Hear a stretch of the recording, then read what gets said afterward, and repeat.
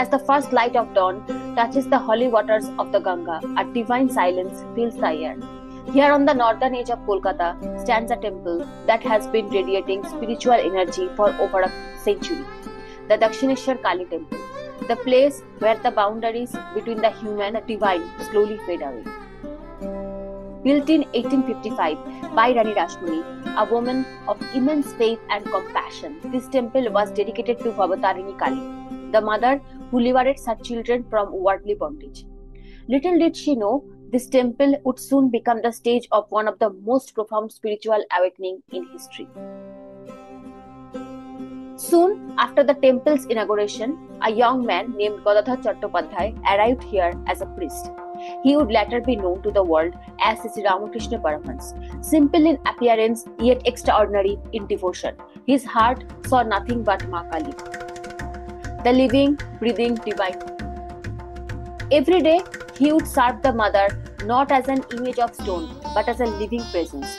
He would dress her, feed her, sing for her, and talk to her like a child speaking to his mother. In his own words, he said, "I spoke to her as I speak to you. I feed her, I saw her eat." Ramakrishna's life was not limited to one religion or path. He sought truth through Hinduism, Christianity, and Islam, and realized that all paths lead to the same God. His realization echoed a timeless truth. As many faiths, so many paths. People from every background came to Dakshineshwar, and in his presence, hearts were transformed. He taught not through sermons, but through the purity of his experience. By his side stood Ma Sharada Devi, the Holy Mother, born in a small village named Jairambati. She lived a life of simplicity and silence, but within her gentle heart flowed the ocean of divine grace. She accepted everyone as her child, rich or poor, saint or sinner. Her words were few, but her love infinite. She once said, "If you want peace of mind, do not find fault with others. See your own faults and correct them." To the world, she became the universal mother, the embodiment of purity, compassion, and strength. Among Ramakrishna's many disciples, one young man would carry his message far and wide: Swami Vivekananda. It was through his inspiration that the Ramakrishna mission was born, blending spirituality with service, teaching that to serve a man is to serve God.